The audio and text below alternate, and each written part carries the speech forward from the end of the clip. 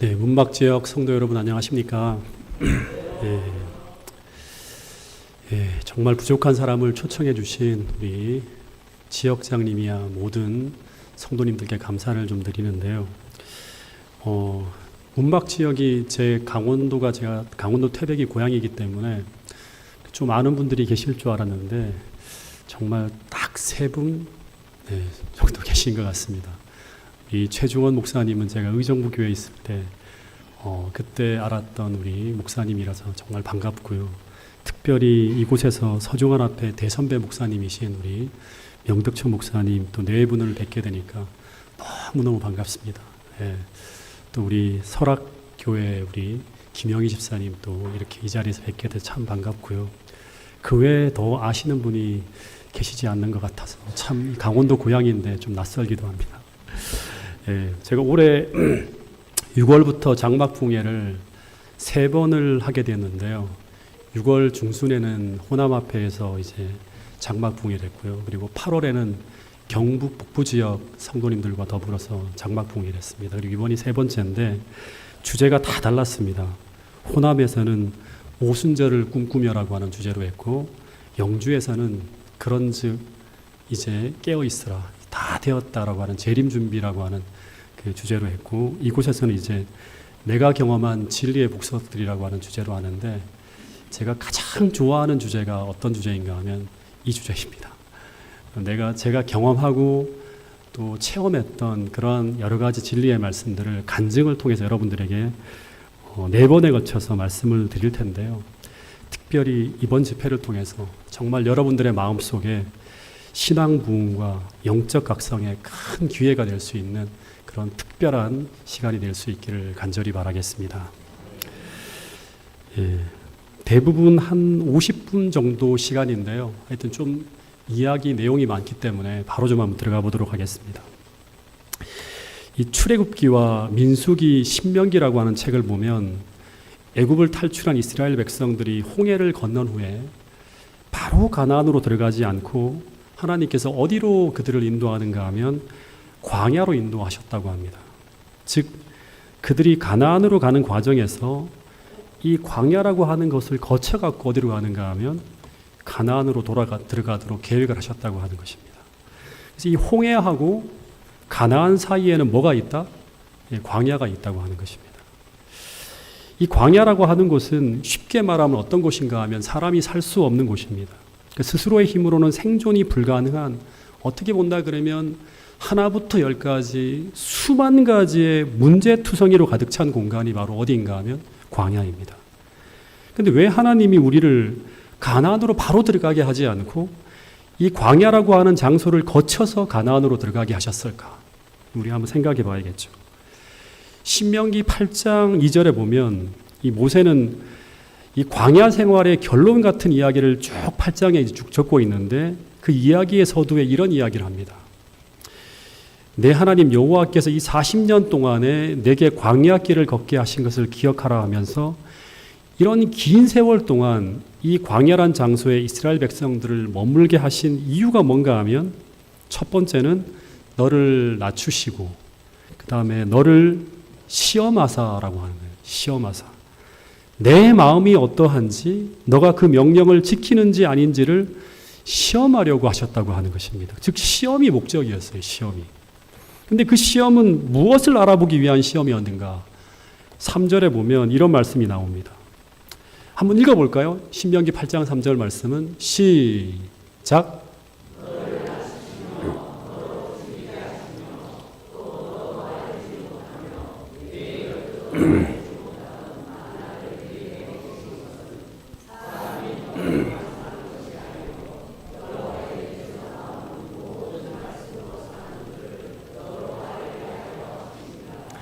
그러니까 이 말씀은 한마디로 말하면 광야에서 그들이 이 믿음으로 살아가는 실제적인 삶을 배우기 위함이었다고 하는 거예요. 그러니까 하나님께서 사람이 떡으로만 사는 것이 아니라 여호와의 입으로 나오는 모든 말씀으로 사는 줄이에요. 사는 줄. 너로 알게 하려 하십니다. 즉 이 말씀은 또다시 말하지만 광야에서 그들이 이 믿음으로 살아가는 실제적인 삶을 배우도록 하기 위함이었다고 하는 것입니다. 이 단순한 한 가지를 가르치기 위해서, 즉 어떻게 사는 것이 믿음으로 사는 것인지를 알려주기 위해서 하나님은 이스라엘 백성들을 광야로 인도해서 40년이라고 하는 긴 시간을 보내게 하셨다고 하는 것입니다.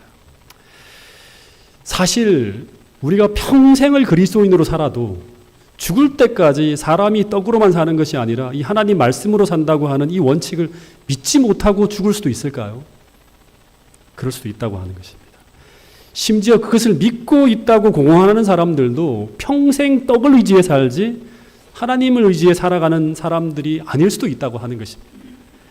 이걸 시험하에서 하나님께 드러내게 하고자 하기 위해서 광야로 인도했다고 하는 것입니다. 실제 홍해를 건넌 이스라엘 백성들은요, 전부 사람이 떡이 아니라 하나님 말씀으로 산다고 하는 것을 지적으로 동의한 사람들이에요. 그래서 그 지적인 믿음을 가지고 애굽을 떠나서 광야로 나온 것입니다. 그러나 그들이 실제 이 광야라고 하는 환경 속으로 들어가게 되었을 때 그들은 그 광야에서 그들이 고백한 그 믿음으로 살지 못하고 대부분 광야에서 죽습니다. 그래서 이것은 오늘 우리에게 무엇을 말하고 있는가 하면 이 믿음이라고 하는 것이 실제 삶으로 취하되기 전에는 그 누구도 성경에서 말하는 믿음을 가지고 있다고 말할 수 없다고 하는 것입니다. 그리고 이 실제적인 믿음이 오늘 우리에게 없다면 그 누구도 가나안에 들어가 살 수 없다고 하는 것을 말해주는 것이 출애굽기, 신명기, 민수기의 어떤 이야기라고 하는 것입니다. 여러분, 오늘 우리가 하나님을 믿는다고 하는 것은 하나님의 약속의 말씀을 믿는다고 하는 것입니다. 맞습니까? 네. 그런데 그것은 그 약속의 말씀을 의지해서 믿음으로 산다고 하는 것입니다. 네. 그런데 이 믿음을 우리는 절대로 책상에서는 배울 수가 없다고 하는 것입니다. 그것이 가능했다면 절대 광야로 하나님께서 이스라엘 백성들을 인도하지 않았을 거예요. 즉, 이 믿음이라고 하는 것이 단순히 지식으로 배울 수 있었다면 하나님은 이스라엘 백성들을 이집트에서 그냥 가르쳤으면 돼요. 아니면 가나안으로 가서 거기서 가르치면 돼요. 그런데 이것은 지식으로 배울 수 없는 것이기 때문에 하나님은 이집트에 있는 이스라엘 백성들을 광야로 인도해서 그 장소가 아니면 절대로 배울 수 없는 그 믿음을 훈련을 통해서 교육하셨다고 하는 이야기입니다. 네. 여러분, 그래서 출애굽기를 연구해 보면 광야는 어떤 곳인가 하면 믿음을 공부하는 하나의 학교라고 말할 수 있습니다. 학교. 여러분, 이걸 기억해야 됩니다. 오늘 우리는 학교에 있어요. 학교. 이 세상 학교에서 하늘 들어가는 백성이 되기 위해서 뭔가를 배워야 되기 때문에, 이 믿음을 배워야 되기 때문에 그 과정 속에 있다고 하는 것입니다. 학교라고 하는 것은 끊임없이 문제를 풀어가며 공부하고 배워야 하는 곳입니다. 그리고 그 공부한 것을 끊임없이 현장에서 우리가 정말 실제로 배우고 익혔는지를 끊임없이 시험되어지는 곳이 바로 광야 학교라고 하는 것입니다. 제가 목회자가 되다 보니까 제가 빠지기 쉬운 함정 가운데 하나가 무엇인지를 나중에 알게 되었습니다. 그것이 무엇인가 하면 제가 늘 의로운 말을 하고 의로운 가르침을 다른 사람들에게 전하다 보니 그 의로운 지식이, 제가 가지고 있는 그 의로운 지식이 곧 저의 믿음인 줄 제가 착각하는 경우들이 참 많았습니다. 제 믿음의 현주소를 제가 모를 때가 있다고 하는 것입니다. 그런데 이것이 드러날 때가 언제인가 하면 그때는 바로 제가 이제 인생의 광야 한가운데서 제가 그동안 배운 것을 시험을 통해서 이렇게 드러낼 때입니다. 제가 초등학교 다닐 때 제 기억을 한번 떠올려 보면 제가 초등학교 들어가서 이제 받아쓰기 시험을 처음으로 치르게 되었는데 그 시험을 치기 전까지 저는 언제나 자신감이 있었어요. 어머니가 학교에서 배운 것을 복습하고 공부하라고 아무리 이야기해도 저는 절대로 공부하지 않았습니다.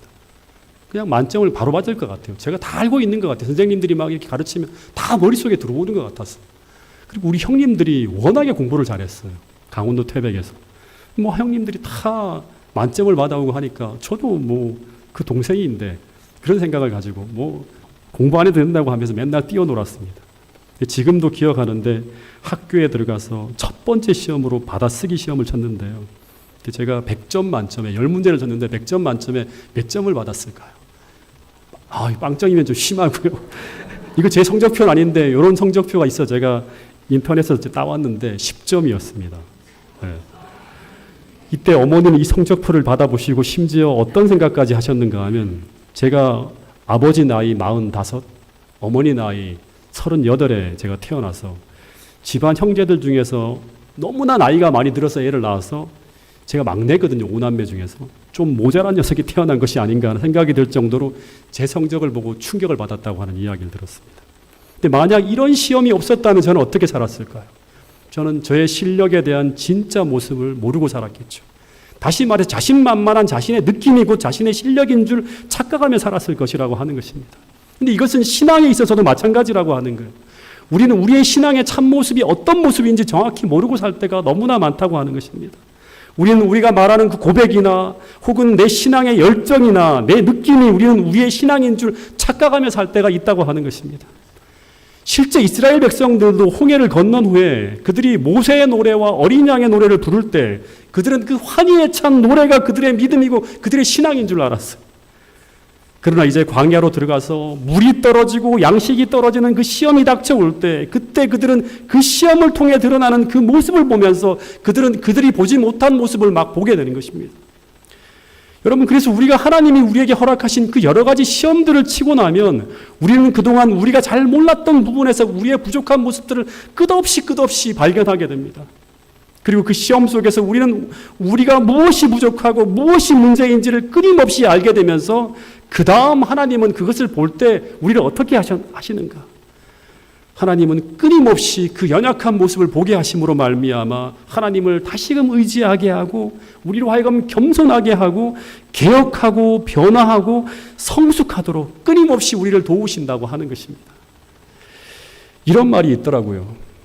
모든 종교적 개혁운동의 공통적 결함이 뭔가 하면 스스로를 개혁된 존재로 여기고 지속적인 개혁을 멈춘다고 하는 것입니다. 여기서 문제가 생긴다고 하는 거예요.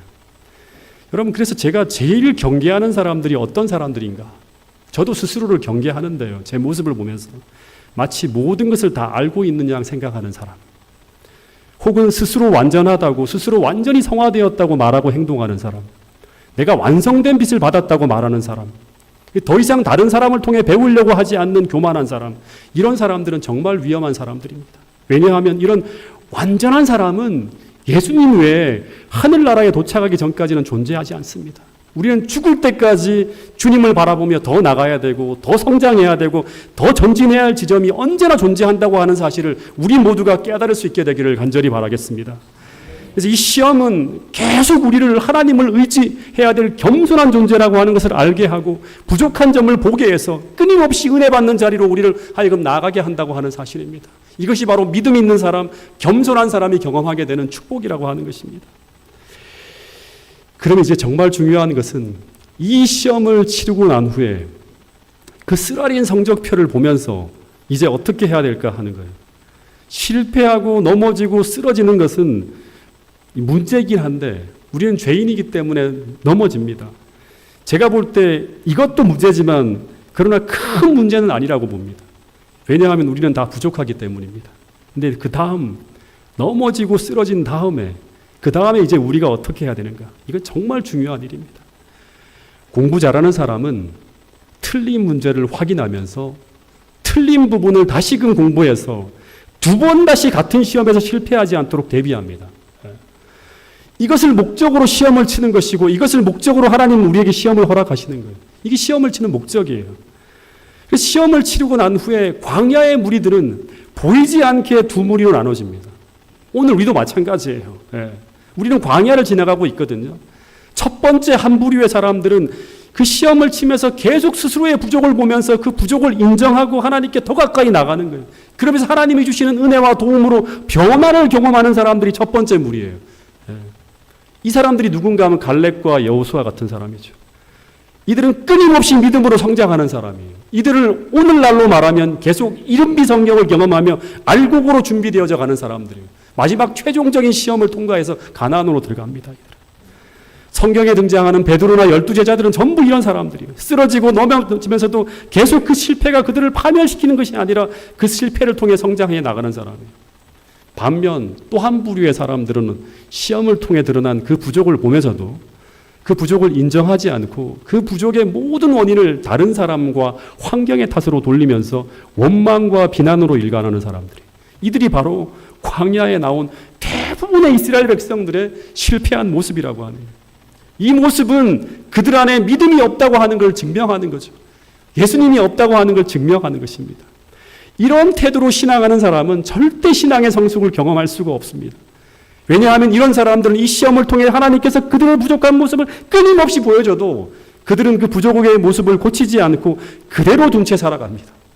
그래서 계속 같은 문제에서 계속 같은 실패를 반복하면서 신앙의 전진이 없이 하늘을 향해서 계속 나가야 되는데 그 자리만 반복하다가 결국 그들이 가나안으로 들어가기 위해 치러야 될 최종 시험인 첫 번째 최종 시험인 가데스 바니아의 시험에서 그들은 실패하게 됩니다.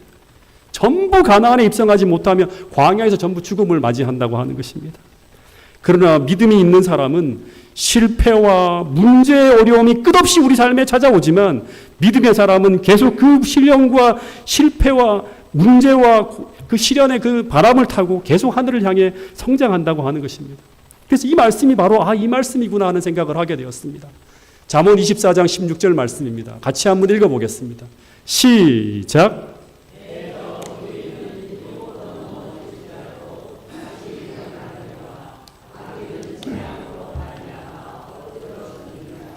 대저의인은 7번 넘어질지라도 실패와 좌절을 경험하더라도 다시 일어난다고 하는 거예요. 하나님이 세워주십니다.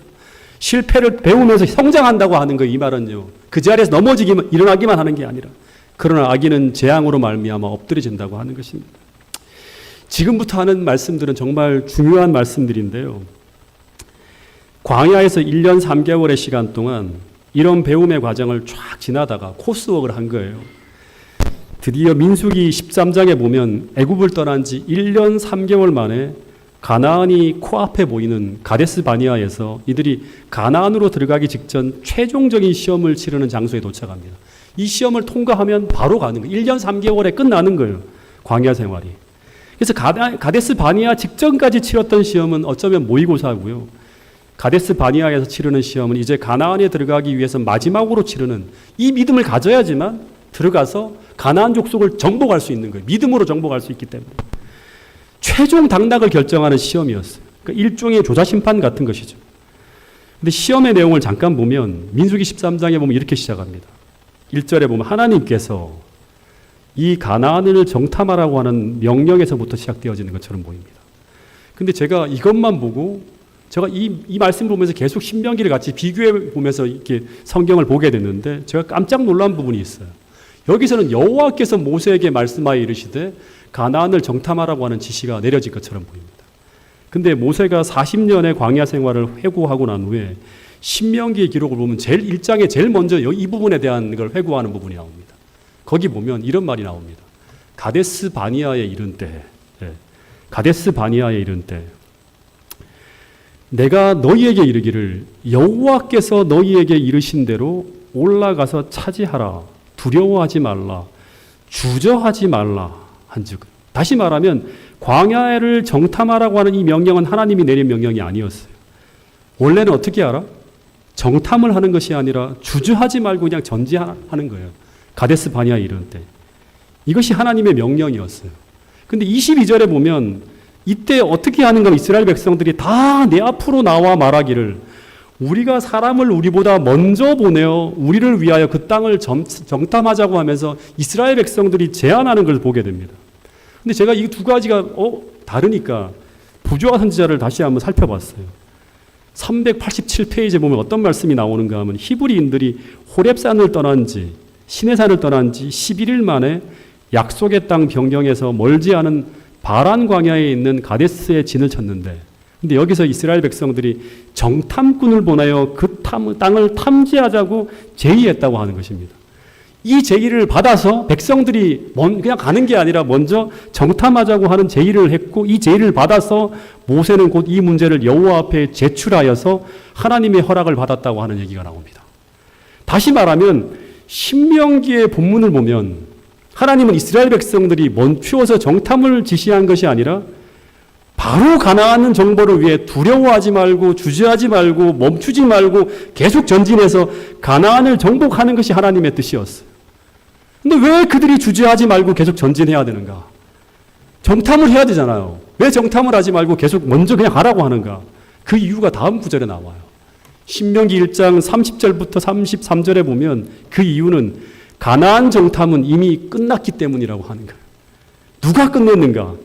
신명기 1장 30절에 보면 너희보다 먼저 가시는 너희 하나님 여호와께서 33절 그는 너희보다 먼저 그 길을 가시며 장막 칠 곳을 찾으시고 밤에는 불로 낮에는 구름으로 너희 갈 길을 지시하는 자가 바로 우리 하나님이기 때문이라고 하는 것입니다. 이 본문을 보면 두 번씩이나 하나님은 너희보다 먼저 그 길을 가셨다고 하는 거예요. 그러므로 이 사실을 이스라엘 백성들이 믿을 수 있다면 그들은 하나님께서 말씀하시는 그 명령 앞에 순종하며 즉시 전진할 수 있어야 된다고 하는 것입니다. 근데 32절에 보면 너무나 슬프게도 어떤 이야기가 나오는가 하면 이 일에 너희가 너희 하나님 여호와를 어떻게 했다? 믿지 아니하였다. 그래서 그들은 먼저 사람을 보내어 그 땅을 정탐하고 가자고 하는 것입니다. 나중에 보게 되지만 여리고성은 성 안에 들어가지 않고 성 밖에서 싸우는 전쟁이었기 때문에 정탐이 필요 없는 전쟁을 하나님은 기회에 가셨어요. 그래서 그들은 그냥 하나님의 명령에 순종해서 성 밖에서 돌기만 하면 이기는 전쟁을 코앞에 두고 있었는데 즉시 전진하라고 하는 그 하나님의 명령 앞에 이스라엘 백성들은 어떻게 하는가 하면 40일 동안 지체합니다. 그러면 40일 동안 뭔가 대단한 일을 하는 듯이 조사하고 분석하고 정말 인간적으로 볼 때 엄청난 수고와 고생을 하고 돌아옵니다. 코앞이에요. 철저하게 분석한 거예요. 한 달 10일 동안 지리와 물자와 무기와 적병의 숫자와 위치, 적이 움직이는 동선, 성병 높이 모든 걸 다 조사합니다. 다 보는 거예요. 근데 이 모든 것은 다 쓸데없는 일이었다고 하는 것입니다. 더하여 이런 일을 하면서 그들은 보지 않아도 될 안악자손의 인간적 위대함과 성벽의 견고함을 보게 되는 거예요. 그러면서 그들의 믿음이 흔들리는 거예요. 불필요한 지식을 얻었다고 하는 것이죠. 제가 신앙생활하면서 제가 내일도 아마 그 간증을 좀 하게 될 텐데요. 제가 볼 때 이렇게 하는 것이 너무너무 불안해 보여서 하나님께서 하라고 하는 그 뜻을 분명히 확인했는데 너무나 불안해서 어마어마한 많은 준비를 했는데 그 모든 것들이 쓸모없는 것이더라고요. 나중에 보니까. 하나님이 하라고 하는 거 하나하나만 믿고 가면 되는데 불필요한 일들을 너무나 많이 하고 불필요한 염려를 너무나 많이 하게 되는 걸 수도 없이 저는 체크하게 됩니다. 여러분 하나님께서 말씀하신 것 이것이 분명한 하나님의 뜻이라고 하는 건 지체하는 만큼 손해본다고 하는 사실을 기억할 수 있게 되기를 간절히 바라고요. 단순하게 우리보다 억만배 지혜로우신 하나님께서 우리의 길을 앞서가신다고 하면 무조건 순종하며 따라가는 것이 그만큼의 축복이라고 하는 사실을 잊지 않게 되기를 간절히 바라겠습니다. 어쨌든 이들이 40일 동안 철두철미하게 모든 정탐을 마치고 돌아와서 백성들 앞에서 보고를 하는데 그들의 결론이 무엇인가 하면 한마디로 하면 가나안은 절대 점령할 수 없는 곳이며 우리는 그곳으로 나갈 수 없다고 하는 것이 그 결론이었습니다.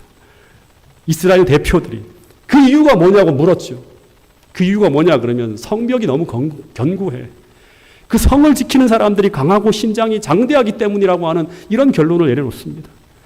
이 잘못된 결론으로 인해서 그들은 40년 동안 방황하게 됩니다. 더 정확하게 말하면 이 잘못된 결론을 이스라엘 백성들이 다 받아들이게 됨으로 말미암아 그들은 가나안 정벌을 실패하게 됩니다. 이 보고가 무엇이 잘못되었습니까?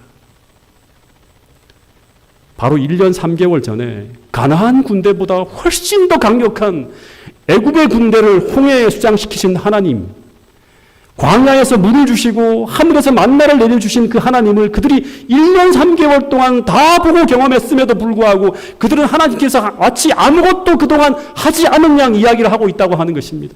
정말 이상하지 않습니까? 우리도 이럴 수 있어요.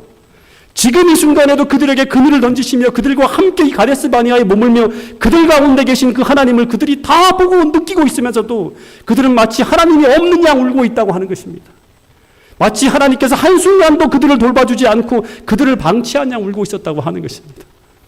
그리고 거기까지 마치 그들이 그들 스스로의 힘으로 온 양, 그들은 그들의 스스로의 힘으로 이 여리고성을 정복해야 되는 양 울고 있는 것입니다.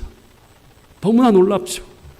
그 전능한 하나님이 그들을 너무나 사랑하시는 하나님이 바로 그들의 진중에 머물고 계시는데 그들은 해결책이 없다고 통곡하고 있는 것입니다. 근데 이들이 누구인가 하면 바로 가나안에 들어가서 그 가나안 성민들을 믿음으로 물리쳐야 될 여호와의 군대라고 하는 거예요. 믿음이 없잖아요. 그러면 싸울 수 있나요? 못 싸웁니다. 그래서 그들은 가나안에 들어갈 준비가 안 된 사람들이라고 하는 것을 이 모습이 입증하니까 하나님이 어떻게 합니까? 이 믿음이 생길 때까지 돌려야 되는 거예요. 40일 동안. 40년 동안. 여러분, 오늘 우리는 이 마지막 시대 여호와의 남은 무리로서 바벨론과 정면으로 믿음의 격돌을 해야 될 사람들이라는 사실을 기억하시고, 하나님이 얼마나 위대한 분이고 하나님이 어떻게 우리를 도와주시는지 이 실제적인 믿음의 지식을, 체험적인 지식을 갖기 위하여 오늘 준비하기로 결심하는 이 문막지역 모든 성도들이 될 수 있기를 간절히 바라겠습니다. 여러분, 근데 이것이 이들만의 문제가 아니라고 하는 것입니다. 오늘도 하나님을 믿는다고 고백하지만 문제 앞에 서면 마치 철저하게 하나님을 믿지 않는 사람처럼 말하고 고민하고 행동하지 않습니까? 자신이 가지고 있는 그 문제는 절대 하나님이 해결할 수 없는 문제인 것처럼 하나님을 찾지 않고 혼자서 끙끙거리면서 혼자 그 풀리지 않는 문제를 안고 고민하고 있는 사람들이 얼마나 많은지 모른다고 하는 것입니다. 정말 중요한 한 가지 사실은 이것입니다. 여러분, 이것은 가나안을 바로 코앞에 두고 벌어진 최종 시험이었다고 하는 것입니다. 즉, 다시 말하면 너희들이 과연 정말 가나안에 들어가 살 자격이 있는 사람들인지 아닌지, 그들의 믿음을 시험하는 일종의 테스트가 바로 가데스 바네아에서 벌어진 사건이었다고 하는 것입니다. 너희들이 정말 하나님을 믿는 믿음으로 사는 사람인지, 아니면 하나님을 믿는다고 말만 하고 실제로는 전혀 믿음으로 살지 않는 하나님을 불신하는 사람인지, 그 가나안 입성을 앞에 두고 최종적으로 치른 시험이 바로 가데스 바네아에서 치러진 시험이었다고 하는 것입니다. 여러분, 그런데 이 시험을 통과하지 못하면 어느 누구도 가나안 땅을 밟을 수가 없다고 하는 것입니다. 갈렙과 여호수아, 이 두 사람이 분명히 믿음이 드러났죠.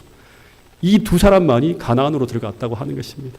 교사심판은 이 믿음을 테스트하는 시험입니다.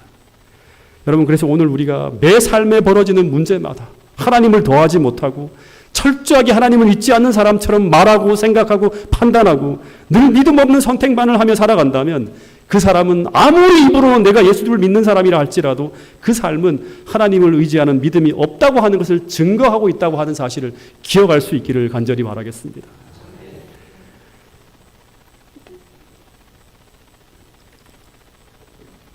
(2022년 1월까지) 저는 저의 전임지였던 파주중앙교회에서 정말 행복하게 목회를 하고 있었습니다.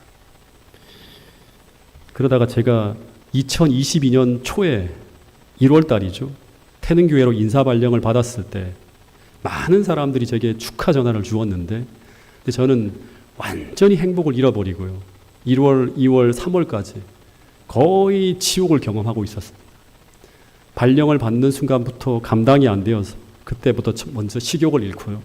밥을 막 먹는데 그냥 모래알을 먹는 것처럼 보였어요. 잠을 못 자고 몸무게가 한 달 사이에 7kg가 줄었습니다. 그 자리를 감당할 수 있을 때 그 위치가 행복한 자리가 되지, 그것을 감당할 능력이 안 되는 사람에게는 그것은 엄청난 짐과 부담이 되는 것이고, 더하여 그 짐과 부담이 커지면 고통이 되는 것이고, 심지어는 가시방석이 되는 것입니다.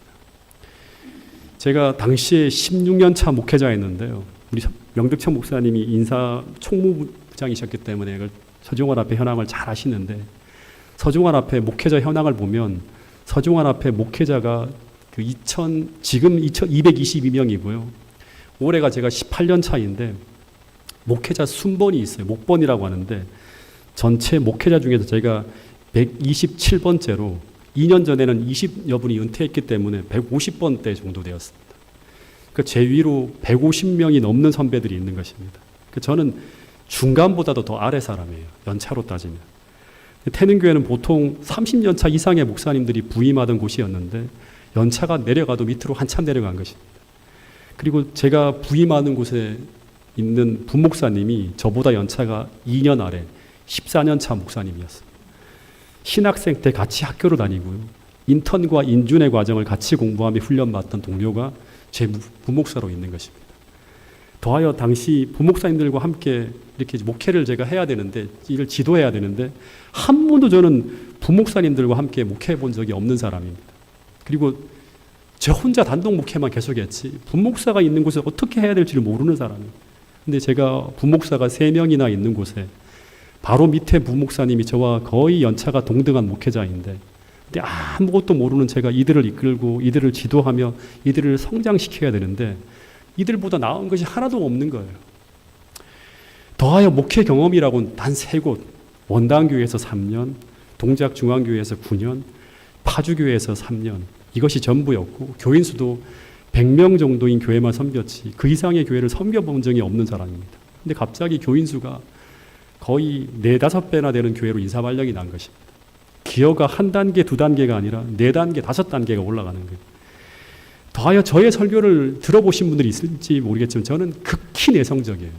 그러니까 극히 내성적이에요. 수줍음이 너무 많고 많은 대중들 앞에 서면 긴장해서 제대로 말도 못하는 사람이에요. 뭔가 대중을 카리스마 가지고 막 휘어잡는 그런 리더십이 전혀 없는 사람. 도저히 제가 아무리 생각해도 답이 안 나오는 거예요. 지금 가데스 바니아에서 이스라엘 백성들처럼 답이 안 나와서 밤을 꼬박꼬박 새우다가 그 교회를 갔다가는 그 큰 교회를 잘 할 수가 없을 것 같아서 제가 합회장님께 전화를 드렸습니다. 합회장님, 만약에 재고의 여지가 있다면 저희 인사를 다시 재고해 주실 수 없냐고. 도저히 감당할 수 없을 것 같습니다. 라고 하면서 말씀을 드렸어요. 그냥 제가 파주중앙교회에 있으면 안 될까요? 이제 그런 말씀을 드렸어요. 너무나 감당이 안 되는 거예요. 실제 2022년 부임 때 제 설교를 들어보면 녹음이 다 돼 있잖아요. 얼마나 떨면서 했는지 몰라요. 매번 단에 올라갈 때마다 벌벌벌 떨면서 설교를 하는 거예요. 그 설교를 들으면 저는 처음에 제가 어떤 마음으로 이 교회에 부임했는지를 제가 느끼게 됩니다. 어쨌든 합회장님께 말씀을 드렸는데 합회장님도 막 같이 어떻게 하냐 하면서 인사 본보고는 안 되니까 무조건 가야 된다고 말씀하시는 거예요. 그리고 발령을 받고 1달 동안 제게 어떤 일이 벌어졌을까요?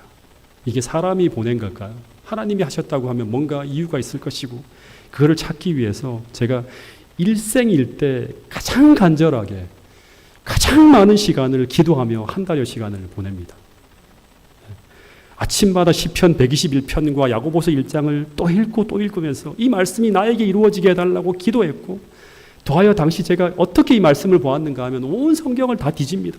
이제는 내가 전하기 위해 뒤지는 게 아니라 살기 위해서 마치 말씀을 흡입하듯이 막 나에게 필요한 말씀을 달라고 하면서 새벽마다 기도하고 성경을 펼치면서 온통 말씀에 빠져서 몇 달의 시간을 보냅니다. 살기 위해서. 그리고 그렇게 하나님 앞에 바짝 엎드려서 가장 겸손한 자세로 도움을 구하면서 몇 달의 기간을 보냈을 때 그 기간 아주 크게 배운 게 하나 있습니다. 그게 바로 뭐냐 그러면 제가 수도 없이 설교를 통해 가르쳤던 거예요.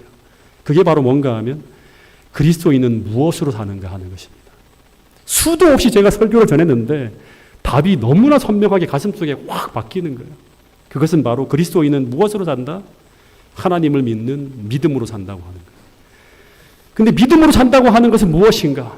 그것은 아주 간단한 것이었어요. 그것은 바로 내가 스스로는 아무것도 할 수 없기 때문에 로마서를 보면 내 안에는 어떤 선한 것도 없기 때문에 하나님의 일을 행할 수 있는 그 어떤 능력과 힘과 지혜도 내 안에 없기 때문에 내게 없는 것을 주님께 구하고 받아서 내가 할 수 없는 것을 하나님의 능력으로 행하며 사는 거예요. 육신으로 할 수 없는 것을 하나님은 하실 수 있다고 하는 걸 경험하며 사는 거예요. 이 말이 무슨 말인가 하면 너무나 간단합니다. 그리스도인의 삶은 내 힘이 아니라 하나님의 은혜와 능력으로 살아가는 삶이라고 하는 거예요. 이것이 바로 주님께서 광야 40년 동안 이스라엘 백성들에게 가르치게 했던 거예요. 이 광야 시험 속으로 집어넣는 거예요. 감당할 수 없는 곳으로 몰아가는 거예요. 제가 그때부터 2년 반 시간을 지금 지나가고 있는데요. 가장 큰 변화는 제가 한 그리스도인으로서 내가 얼마나 부족한 사람인지를 알게 되는 것이었고요. 그 시험을 지나가면서. 또 하나는 뭐냐 그러면 그렇기 때문에 주님께 더 가까이 나가고 있다고 하는 거예요. 태능교회 부임하기 전에 수많은 사람들이 제게 조언해 준 말이 있어요. 제가 부임받고 난 다음에 이게 서중원 앞에 하나 이슈였는지 수많은 목사님들이 다 전화하는 거예요. 도와준다고 하면서. 근데 그 도움을 안 받고 싶었어요. 왜냐 그러면 그 들을 때마다 더 부담이 되고 더 힘들었어요. 태능교회에 담임하려면 노련함이 있어야 되고 난 노련함이 없는데 카리스마 있는 지도력이 필요하고 어떤 분은 수많은 리더들을 조율하기 위해서 정치력도 필요하다고 하는 말씀도 주셨어요. 근데 저는 그 어떤 것도 없는 사람이에요. 포장할 수도 없는 사람이에요. 연약한 모습 그대로 다 드러내면서 부임을 했어요. 그때부터 지금까지 2년 반의 시간을 보내고 있는데 2년 반의 시간을 통해 또 하나 배운 것은 무엇인가 하면 그리스도인은 나의 삶의 의지와 모든 고난을 그리스도께 양도해 드리면서 이게 믿음이에요. 내가 아니라 그리스도께서 내 안에서 나를 통해 일하시고 행하시는 것을 경험하는 삶을 살아가는 것이 이게 바로 그리스도인이에요. 그것을 위해서 끊임없이 기도해야 되고 더 큰 영역을 구해야 되고 그분이 주시는 힘과 능력을 받아야지만 살 수 있는 존재들이 바로 누구인가 하면 그리스도인이라고 하는 것입니다. 이것을 주님 오시기 직전까지 계속 배워나가야 돼요. 마지막 야곱의 환난은 정말 우리가 알 수 없는 그 똑같은 광야 속으로 들어가서 하나님께 기도하면서 믿음으로 지나가야지만 되는 것이 마지막 우리가 가야 될 길이라고 하는 사실입니다. 근데 이스라엘 백성들은 이것을 배우지 못했다고 하는 것입니다. 이제 마지막 하나, 정말 중요한 걸 또 하나 우리가 공부해야 되는데, 제가 이스라엘 백성들의 모습을 보면서 참 고민이 되었던 것은 무엇인가 하면, 이들이 1년 반 동안 광야에서 지내면서 홍해가 갈라지는 것도 봤고요. 홍해가 갈라지는 것도 봤고, 마라에서 단물이 쓴물로 바뀌는 것도 보고, 만나의 기적도 체험하고, 르비딤에서 아발렉을 쳐부시는 하나님의 도움을 다 봤어요. 그죠? 전부 다 본 사람들이에요. 그런데 이렇게 이런 모든 이적을 보면서도 왜 믿음이 자라지 않았을까 하는 것입니다. 우리는 그러지 않을까요? 네. 그들은 매번 똑같은 문제에서요. 마라에서 넘어졌는데 르비딤에 또 넘어져요. 물 문제 때문에. 똑같이 물이 없을 때, 물이 없는데 또 똑같이 불평하고 원망합니다. 하나님께 기도하지 않아요. 구하지 않아요. 네. 똑같은 문제에서 똑같이 하나님을 찾지 않고 똑같이 불평하고 똑같이 원망하며 똑같이 애굽으로 돌아가야 된다고 하는 똑같은 문제가 벌어져 똑같은 반역이 일어납니다. 그런데 부조와 선지자를 보면요, 그 결과 그들에게는 이런 일이 벌어지고 있었다고 합니다. 진짜 중요한 건데요.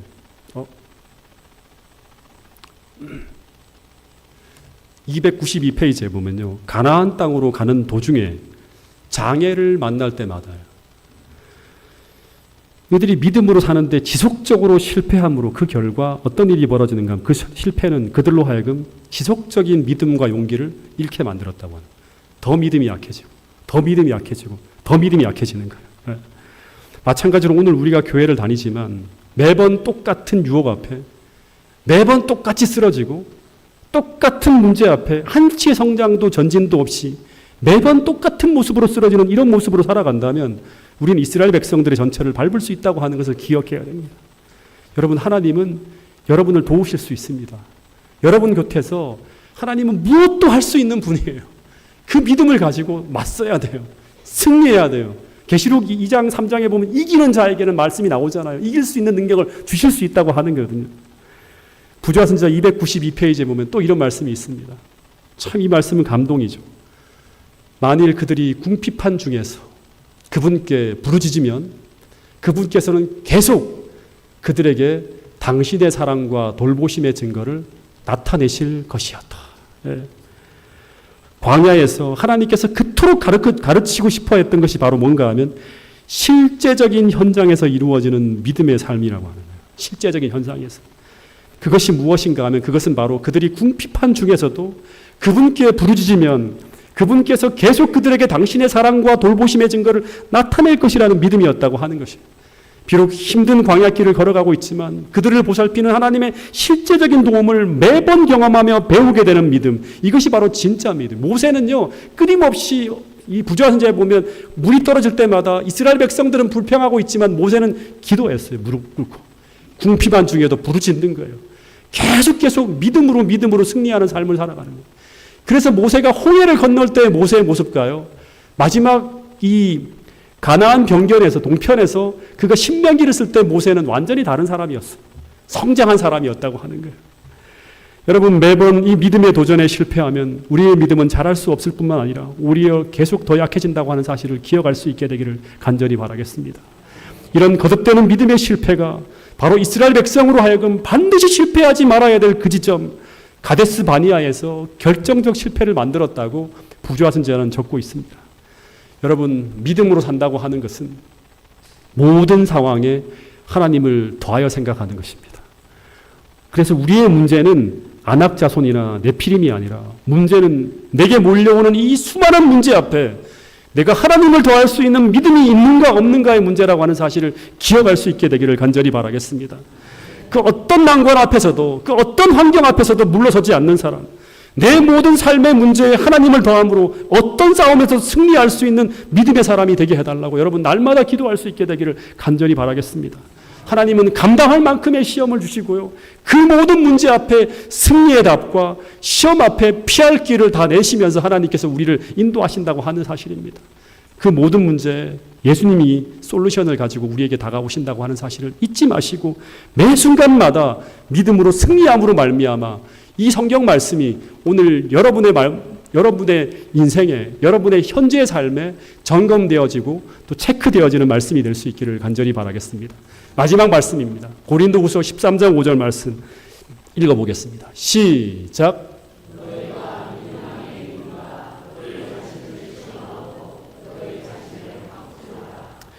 너희가 믿음 안에 있는가? 너희 자신을 시험하고 너희 자신을 확증하라. 이게 확증이 안 되면 그 다음 구절에 보면 너희는 버리운 자라고 하는 말씀이 있습니다. 여러분, 우리 안에 예수님이 있다고 하는 사실을 매일 매 순간 매 삶 속에서 증명함으로 말미암아 이것이 여러분의 구원의 확신이 되고 이것이 바로 여러분의 능력의 삶이 될 수 있기를 간절히 바라면서 오늘 첫날의 첫 시간 말씀을 줄이도록 하겠습니다.